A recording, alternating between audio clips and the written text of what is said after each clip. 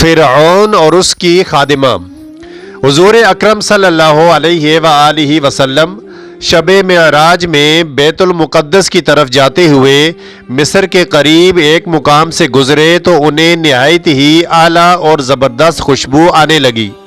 آپ صلی اللہ علیہ وآلہ وسلم نے حضرت جبرائیل علیہ السلام سے پوچھا کہ یہ خوشبو کیسی ہے؟ جواب ملا کہ فرعون کی بیٹی کی باندی مشاطہ اور اس کی اولاد کی قبر سے آ رہی ہے۔ پھر حضرت جبرائیل علیہ السلام نے اس کا قصہ بیان کیا کہ مشاطہ فرعون کی بیٹی کی خادمہ تھی اور وہ خفیہ طور پر اسلام لا چکی تھی۔ ایک دن فرعون کی لڑکی کو کنگھی کرتے ہوئے اس کے ہاتھ سے اتفاقاً کنگھی گر پڑی۔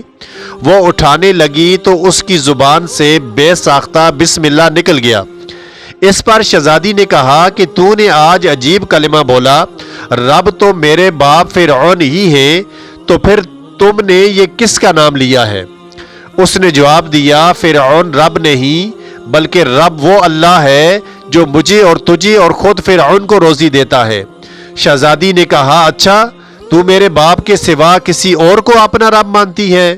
اس نے جواب دیا، ہاں ہاں، میرا، تیرا اور تیرے باپ سب کا رب اللہ تعالیٰ ہی ہے۔ شہزادی نے اپنے باپ سے کہلوایا، وہ سخت غضبناک ہوا اور اسی وقت اسے برسر دربار بلوا بھیجا اور کہا، کیا تو میرے سوا کسی اور کو اپنا رب مانتی ہے؟ اس نے کہا کہ میرا اور تیرا رب اللہ تعالیٰ ہی ہے جو بلندیوں اور بزرگی والا ہے۔ فرعون نے اسی وقت حکم دیا کہ تانبے کی جو گائے بنی ہوئی ہے اس کو خوب تپایا جائے اور جب بالکل آگ جیسی ہو جائے تو اس کے بچوں کو ایک ایک کر کے اس میں ڈال دیا جائے، آخر میں خود اسے بھی اسی میں ڈال دیا جائے۔ چنانچہ وہ گرم کی گئی، جب آگ جیسی ہو گئی تو حکم دیا کہ اس کے بچے کو ایک ایک کر کے اس میں ڈالنا شروع کرو۔